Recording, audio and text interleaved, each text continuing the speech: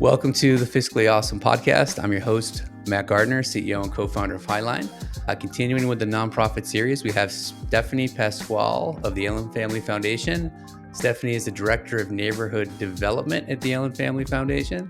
We're going to talk about what it really takes to build trust and make confident decisions in a nonprofit leadership, especially when you're balancing multiple roles. Stephanie's doing a lot of cool things for a lot of organizations.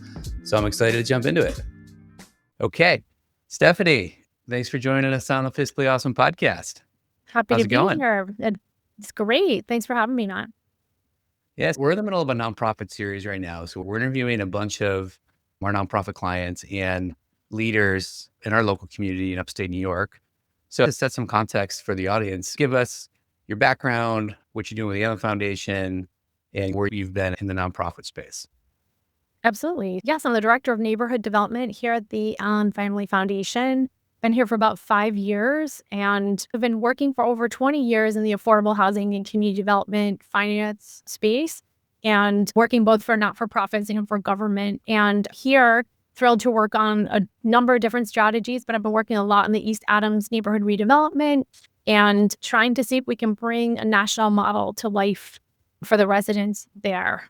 Yeah, you guys are doing some very cool progressive stuff with neighborhood development.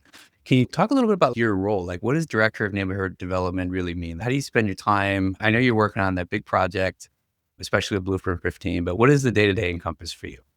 Yeah, so one of the reasons I love this work is there are no 2 days the same, but we do work from helping to just build capacity within different awesome partners and organizations in the community. It could be local government here in the city of Syracuse or in Cayuga County in the city of Auburn, or it could be through helping organizations that actually are boots on the ground doing the work, whether it be single family home construction. It could be through developing mixed use commercial and housing spaces, but also just helping to think through and layer financing to get larger projects done and have the greatest impact that we can.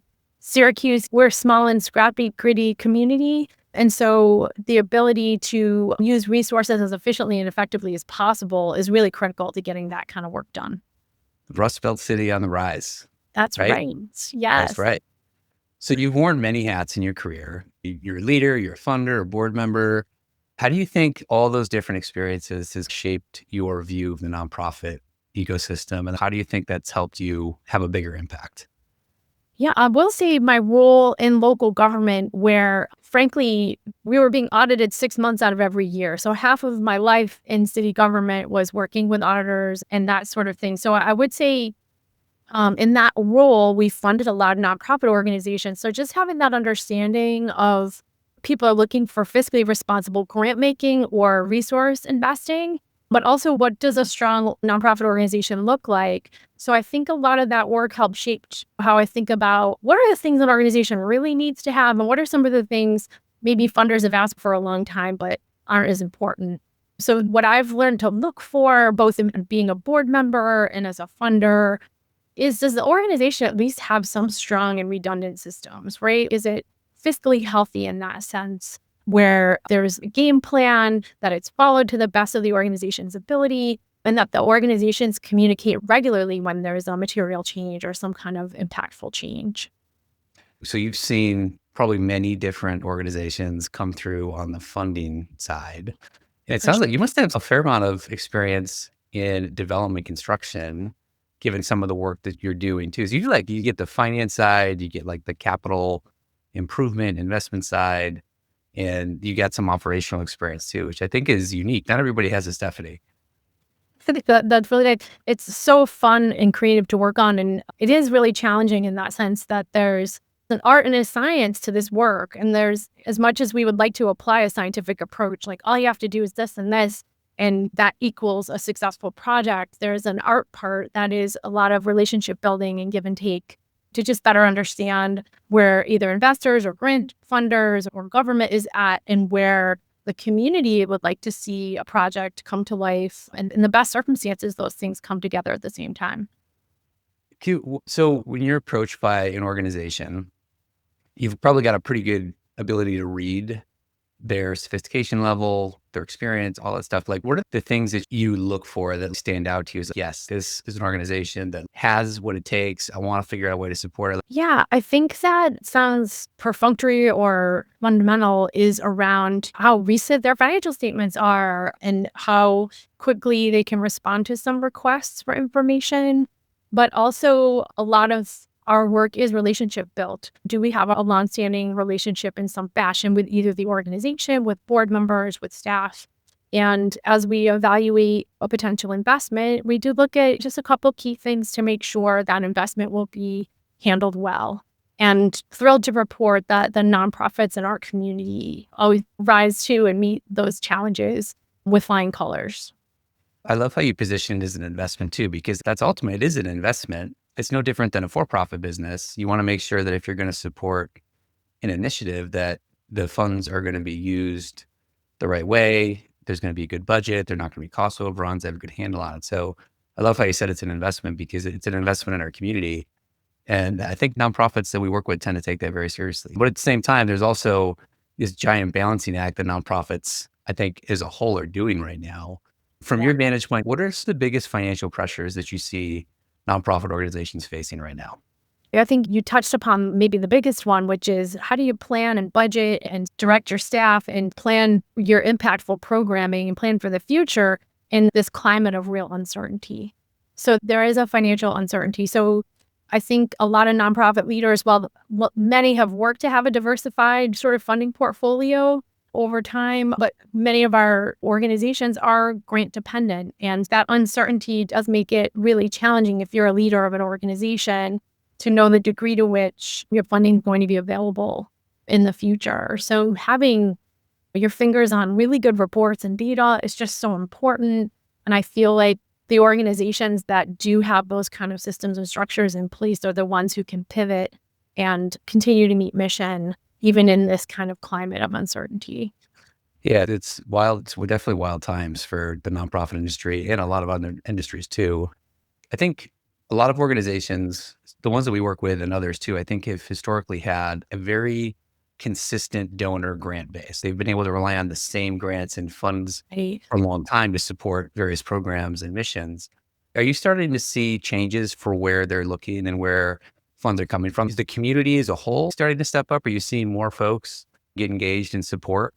Yeah, it is this weird, I don't want to say eye before the storm kind of climate, but it is this strange time where I know you know, Matt, through your work, a lot of times the government, when they do award a grant, it's so the funding can be coming from, for example, fiscal year 2023, and it's actually being realized right now. So I think a lot of our organizations are working off of grants that they have under contract that may have been for a prior period. And there's so much unknown, for example, fiscal year 2025. So you're absolutely right that it's uncertain. So right now, it's almost like you would think that people would be banging on the door of a foundation or government, like, oh my gosh, what's going to happen? But really, these organizations don't know. So it is this weird sort of calm. We know that they're worried. We know people are making contingency plans. But until you actually get I'm really sorry, you're not getting that money ever again, I think that's where a lot of folks, at least that's what we're hearing, is we expect to be defunded, but they haven't been defunded yet, if that makes sense. Yep. Yeah, I have a little bit of a hope, but also a hypothesis that I think you're going to see communities step up in a bigger way, because so much of the work nonprofits do, I think sometimes it can go a little bit unnoticed until it's not there anymore. So I think you're going to start to see folks kind of step up. You're going to have different demographics, younger folks who've really never been tapped to donate before, who maybe can't write large checks, but there's a lot of people I think that can write smaller or medium-sized checks that would be happy to do that, especially if it continues to support their community. We can revisit that in a year and we'll see if that comes to fruition. No, But you're absolutely right on both counts, right? That there's going to be maybe definitely more community stepping up and in different ways and new ways, but also what you touched upon first, which is the realization, that adage, right? You don't know what you have until it's gone. And there are incredible, like, basic needs being met, emergency services, really just food, clothing, shelter, health services that are being provided by our nonprofit community that I don't think anyone would say is unnecessary or superfluous. So I agree on both fronts that it will become very apparent what we need to keep in place and stabilize and hopefully help thrive. And also, how do we engage people to donate in different ways? And how do we look at how all of us, whether it's government or philanthropy, fund in all of this uncertainty? A silver lining could be maybe some of those processes get more streamlined. Maybe we ask for less sort of information to make a decision. Those sort of things could be on the table.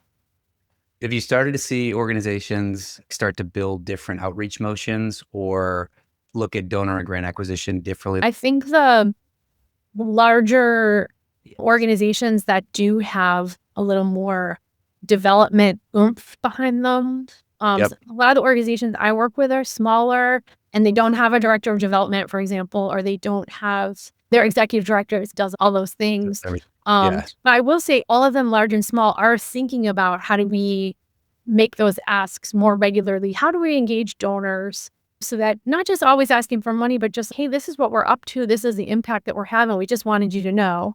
Or we know you're really interested, for example, in like youth development. And did you know this is what we do?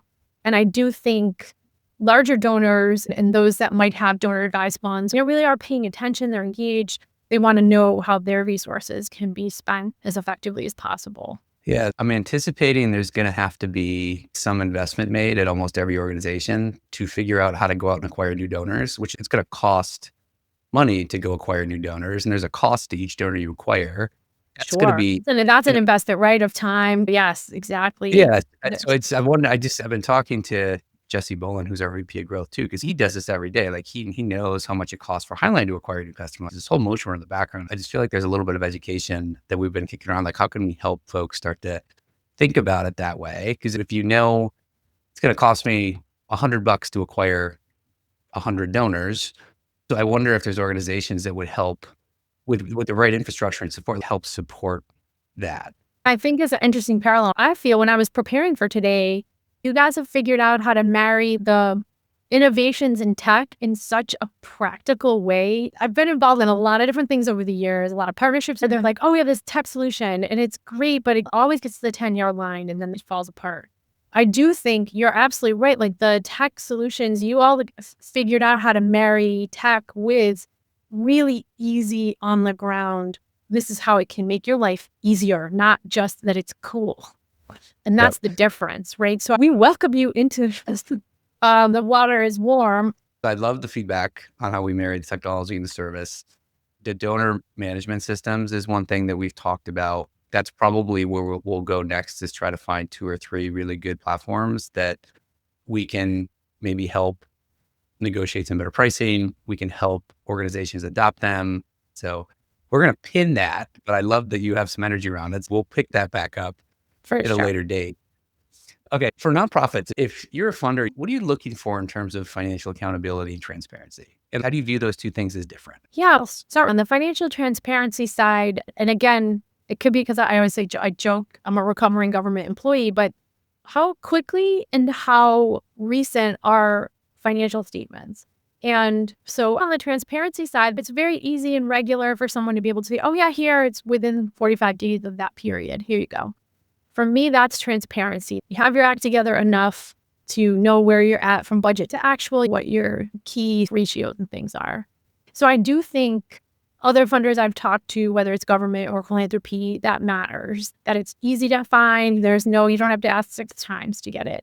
I'll say on the accountability side, I do look for policies and procedures and ones that make sense and that are right sized for that organization.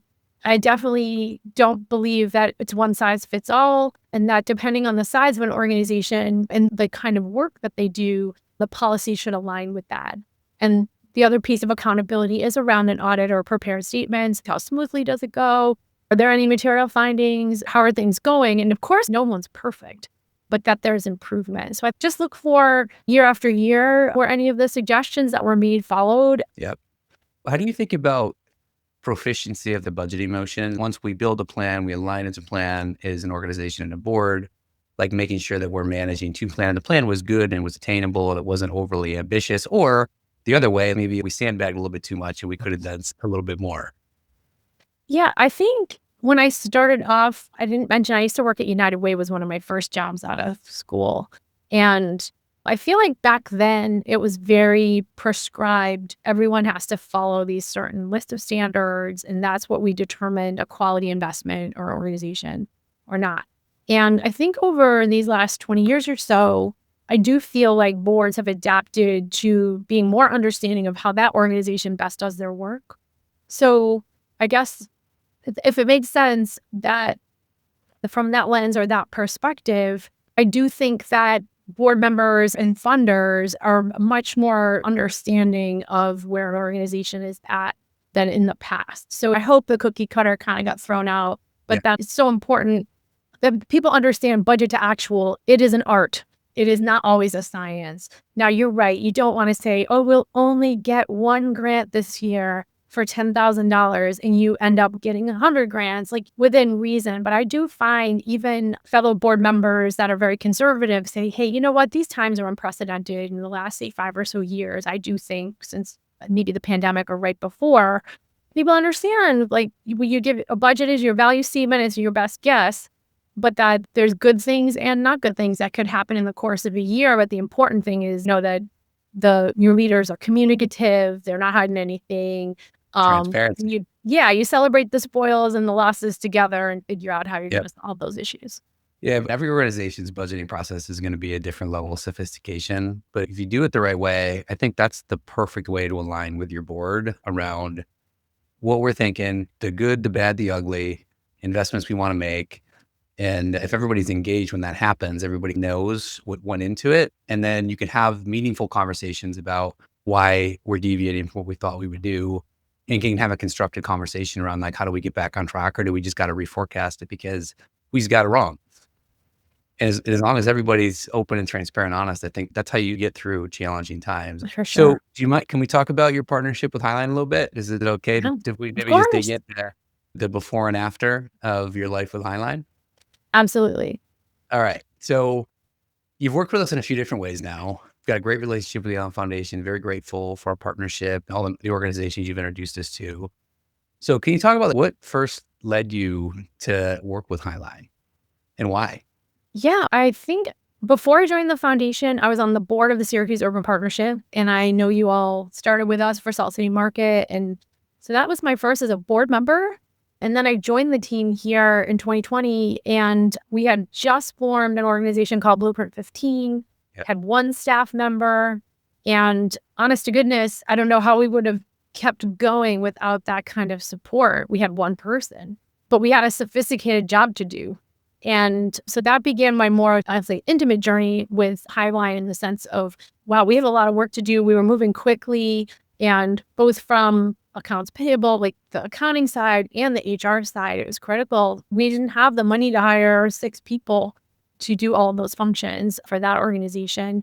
So it was really a very small but mighty organization that had a lot of work to do and was starting to amass some grant funding, but we really did need a partner to do all that back office work as efficiently as possible. So that was a really huge lift, and I think working with the team ever since.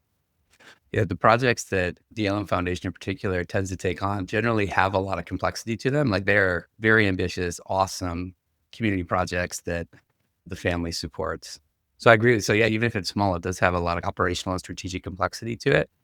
First, you started working with us when it was still small, but do you remember any pain points or problem areas? What were those and what was it like before and after we started? Yeah, if I could, I'll speak to Good Life Youth Foundation, which is a larger organization, but does the work very differently. The reason they're so wonderful, in my opinion, and it's a pure joy to serve on that board, is that they do things differently that in the older days would be like, oh, you can't do that.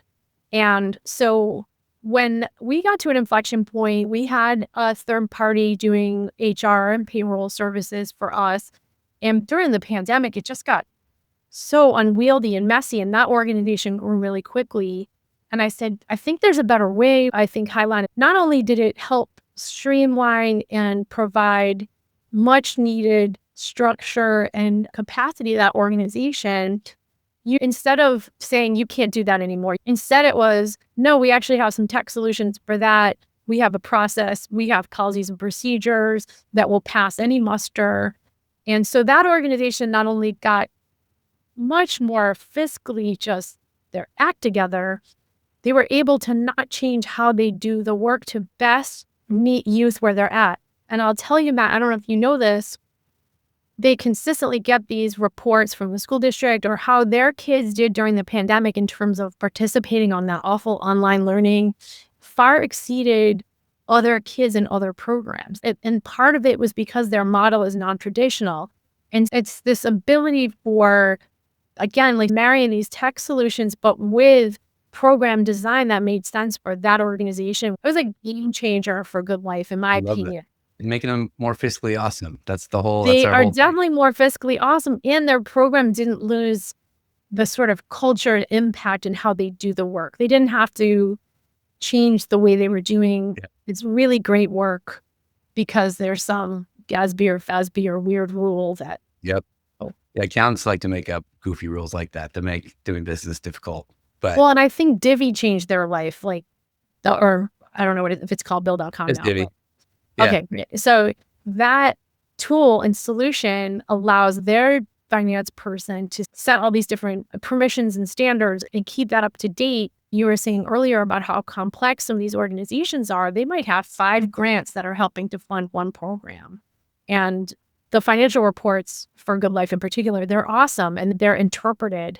And they really help our board, who's all lay people. Like I think we have one accountant on our board, help us understand, hey, we're doing okay. And this is where we thought we were going to be, and here's where we are. So it's super helpful. I love that. I love the work Hassan's doing in the community. He's been doing it for a long time too. Yeah, he's awesome. So you did say one thing I think that is important about building capacity in organizations. That's a fair amount of probably the work that you and Meg and the Allyn Foundation and board members do. How do you build more capacity with less resources in an organization? What are the things you're able to focus more on when you don't have to worry about the finance and accounting that is being handled and there's good systems in place? There's a lot of value to that, but there's financial value to that for organizations too. There very much is. And I'll say, I don't want to leave out the human resource and benefits part of how that all works together, because that can often be a real resource kind of drain of an organization. So that capacity alone, in addition to all the fiscal pieces and the accounting pieces, has allowed all of these organizations to do what they do best better, because they have better information. They have way better information about, like you were saying, figuring out what it costs to secure a donor. It also is, what does it cost to have a kid participate in school more? They now know through different reports and things like, oh, we had 13 staff and they were either full-time or part-time. And these were the different results related to the grants we got for those particular individuals and what they were able to accomplish. They're also able to look at, wow, last year we spent X dollars on participant incentives. This year we spent a little less, but we still have the same outcome. So like, how do you gauge what do we actually need to do or budget for per child to have that impact? So I really feel that's what you're allowing these organizations to do, both use the data and the information readily available on a monthly basis in a way that makes their programs better, makes their work, I hope, more efficient and effective. That's the hope. The hope is the work we're doing is helping further the mission by allowing people to focus on the stuff they should be doing all the time. I've gone into organizations over the years and just the amount of time and stress, like you just feel the amount of stress around finance and accounting when it's not done well. It's like, it comes up every day. It's on Edie's minds all the time. Yes. Board members are leaning in because nobody really is sure what's north or south. And the freedom that you get when you have peace of mind that it's being done well, I think is just a huge load that it lifts off of the executive directors and the operators, because that's just not really probably what they signed up to focus on first. No, for sure. And maybe in your career, have there been any rules that get taken away? I mean, there's new rules that get added all the time, but there's very few that go. So that cumulative sort of knowledge is really challenging for anyone to keep on top of. So to have an entity is, hey, we know all these things because we're doing it across all these organizations. We're on top of New York State law. We're on top of what the federal government is requiring. We're on top of insurance. Like, all of those things mean you don't have to worry about it as an executive. You're getting that information from that trusted third party. Yeah, it's definitely not getting less complicated. It seems like there's a contest to see how many rules and regulations we can create each year to make things a bit more complicated. So I love that. So we talked about the next point too. We talked about internal controls. I love that you focus on that as a key input for how you start to build confidence in the organization. Is there anything that stands out to you, like the technology solutions we put in place? How has that helped bolster the internal controls and the processes? I will say for entities that are, if you can imagine as an executive director, you might have staff, particularly on the front line, like an organization like Good Life, you might have new staff quite often, right? So Gusto is huge. The ability to standardize how people are onboarded is really helpful because the benefit is connected to the budget, right? Everything's connected back to what it costs to do. So to have that system in place that is equitable and fair, and every employee knows, hey, this is what you have to do, and this is what we as your employer know we have to do. Having the list of all the internal controls or the policies and procedures that you all provide, particularly we have one organization we just onboarded that was a program of United Way for a long time, and they became a brand new nonprofit recently, but it wasn't with one staff person. They were bringing over 10. And Yep. you can imagine, it's like, how do we start pulling payroll from that bank account and all of those things? The first thing we did when we were meeting with Dang was, what are our policies and procedures for this brand new executive director? What is she allowed to say yes to without board approval? What does she need board approval? Who's going to set something up? Who's approving it? Who's all of those systems? It was so straightforward. It was really easy to just follow. So that was incredibly helpful just to have the list. And frankly, those of us who write a lot of grant applications, it is enormously helpful to have that document or a spreadsheet. And when the funder asks, you just grab it, here you go. So That's right. people do ask for that all the time as part of a standard grant application. So it's just great to have, and that we know we're following it. I think having a third party do your back office as a board member or as a staff person, it's lovely to know that there is a person who doesn't work here every day looking at our fiscal framework all the time. And so I think funders recognize, oh, that's so great. You have this entity that's preparing these financial statements for you every single month. And that adds a check and balance that you don't get necessarily if you have in-house staff. Yeah, we talked about the technology solutions. Most of our nonprofits we work with, they're not sitting in their office all the time. They're out in the community. You got to be able to work off your phone. You can't have to bring the receipt back, put it in the shoebox, or bring an invoice back and hope you don't leave it in your car. I think almost more than a lot of the other industries, nonprofits need to be able to work from wherever they need to be and still be able to access the tools to make it easy. Because I've seen the shoebox full of receipts. Me Nothing too. ever happens with it. It generally just sits there and collects dust. But to your point, the funders, if you set it up right, because you can use Gusto and you can code employees to different departments or programs. With Divvy, you can set it up so when someone's selecting a receipt, you can have it go directly to the program and you can just download all of the backup in the reporting. So when you have to submit the remittance, there's no questions. It has to be very easy for the funder, Right. the owner, to just get comfortable. If you were easy to do business with, it's an easy ask. And it's such a great point about how a lot of folks are in the field, and even our neighborhood navigators with Blueprint 15 who, would self-identify as not being tech savvy, they figured out not only how to put their hours in, but put little tags and notes like, oh, this was for the health fair. Oh, this was for my work with Dr. King's school. And that also helps us write reports. And that's all they had to do. Their job was done. But little did they know, they were helping us write that quarterly report and making sure all the things we thought we did with the staff actually happen. And it's really helpful tool in that way. Yeah, the technology partners, they're very accommodating. They've been very good. They build the controls into the platform that we can embed into organizations, and they keep getting better. And most of them work really well for nonprofits too. So I love that. So let's pivot to maybe just having you dish out a bit of knowledge and advice to nonprofit decision makers if you're up for it. So you're talking to nonprofit leaders all the time. You're on multiple boards. You talked about Good Life Youth Foundation and Blueprint 15. What do you usually tell them they should be looking for in a partner? It doesn't have to be just finance. Anybody you want to go Yeah. do.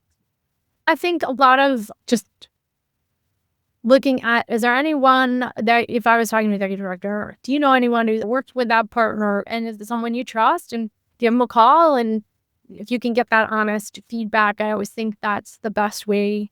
And I think it's important to share warts and all, that it's no partner is perfect. And so I'm not looking for perfection. What I'm looking for is for my organization to either deliver programs better and more effectively, or if we are truly collaborating, we're able to reach more people in some way.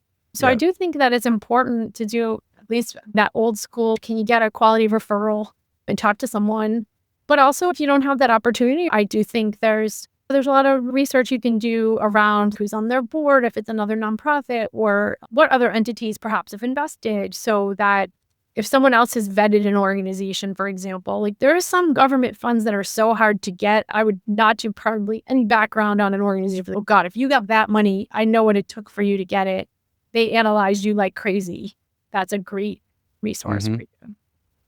Industries tend to have echo chambers. Like you talk to other folks that are just in our industry. You've seen nonprofit leaders looking outside of just the nonprofit industry for partners and recommendations. And just because there's other industries where they don't always necessarily know where to get access to the most modern systems, technologies, what's the latest and greatest, what's happening in the world. You see that changing a little bit yet? I hope so. I think that technology solutions that were promised even 10 or 15 years ago that were like a bust, or Yeah. organizations that have a bad taste in their mouth, always spent all this money on something that we ended up not doing or using. I do think people are much more open, and it's almost by necessity now, right? Because of fiscal constraints and that uncertainty, is we have to get more efficient as an industry or you won't be around. Yeah. I love that. Okay. So a couple more questions. What would you like to see us do more of or do that we currently aren't doing today? How could we help further the nonprofit space even more? What you do so great is for fiscal reporting and compliance, and a lot of nonprofit organizations, like it or not, grant funders, particularly government, want a ridiculous amount of information in some cases to prove that their investment went where it was supposed to go. So there's always a financial report, and then there's like a people report. And it would be cool if somehow the people report and the fiscal report could come together. Tell me more. What's in the people report? We can do we can do anything. We just It's have to figure out how to do it. demographics. It's how many people, like I always joke around left-handed tuba players, but like it's demographics. It could be income, race, age. It could be the school that if it's, Good Life's a great example where they have school-based work. So they have different people at different schools. So each school wants to know how they're doing, even though the Yeah. contract might be with the school district. So if there are ways to someday marry that fiscal part and the CRM, right, that would be really interesting. I didn't realize this was a big time suck to My have to gosh, go. you should see. I'll show you sometime if you want. I think it's gotten better, but part of what the federal government HUD required for community development block grant funds was they needed to know a bunch of things about every single person that was in the system. And so we had to send these Excel spreadsheets out to our funded entities to fill out that would both ask for property information and the person. So not only did I have to say, oh, we helped build a house at 121 Baker, we had to say, oh, and Matt bought it, and let me tell you everything about Matt. So housing world in particular, funders want to know about the building and they want to know about the humans within to make sure, like, not only did we build this beautiful thing that made the whole neighborhood look and feel more spectacular, 25 households that were all low and moderate income were able to benefit from that particular project. Interesting. Yeah, that just sounds like maybe a bit of a data problem. We do have access to a lot of data, but we probably have to enrich it a little bit and figure out how to spin it up into the right insight so that you'd have it. But actually does sound It's a doable. dream. I don't know if it's possible, but that's I don't the know if it's a dream. dream. I It's actually the think we only could thing do I it. think. Okay. You want to wrap it up? A little fun, some rapid fire questions? Let's do it. Okay. One word to describe the nonprofit industry today. Complex. It's a good one. Complex. What's one habit that keeps you grounded as a very busy leader with all the hats you wear? I got this advice a long time ago, but exercising with friends. So you're combining social with something you should be doing that makes you feel good. It's efficient. Exercise and friendship maintenance. That's a good It one is. too. It's pretty great. Next one. Best advice you ever received as a board member. Oh, that's a great question. There are no dumb questions. I know when the first board I joined, I was young and I thought, oh, all these people know everything. So I better just listen. And then someone leaned over and said, there are no dumb questions. So I love that advice, particularly in the fiscal realm, because you can feel intimidated by those financial statements. But hopefully you would agree that you'd rather have people ask the question than stew in silence and not know what they're looking at. Yeah, in my experience, usually even the folks that talk the most don't necessarily understand it any better than you do. That would be even better. Right. Just don't be intimidated, probably. Yeah. By it. Yeah. It's a good one too. All right. Like biggest pet peeve for a grantor or a funder. I guess it's strong to say pet peeve, but someone not reporting some kind of material change, like a staffing change or some big fiscal change. For example, we lost our primary grant in a timely fashion. So communication, I guess, but if there's a material change, letting the funder know and don't be afraid. It's just better for us to know and help you plan for it. That's right. I think transparency with any board is the best policy. No matter how bad it is, like their job is governance and it's also to help support you. And if you surprise them at the last minute because you're afraid to voice it, they can't do anything about it potentially. And it also erodes trust. So I love those as 4 great answers. All right, Stephanie, this has been a great episode. I love all the insights. I love talking about Highline, and thank you guys so much for what you've brought to the nonprofit community. I mean it. As a former consumer of or having to hire for those positions and that service, it is the hardest thing to do. To get and have people that can provide the level of service that you get from Highline at such an affordable price, really. Thank you for continuing to be a supporter and advocate for what we're doing. But thank you for the time today. It's been a lot of fun. And keep doing all the good work you're doing in the community. And we will inherently talk again soon. Sounds great. Thanks for the opportunity. Appreciate it. All right, Stephanie. We'll talk to you soon. All right, take care.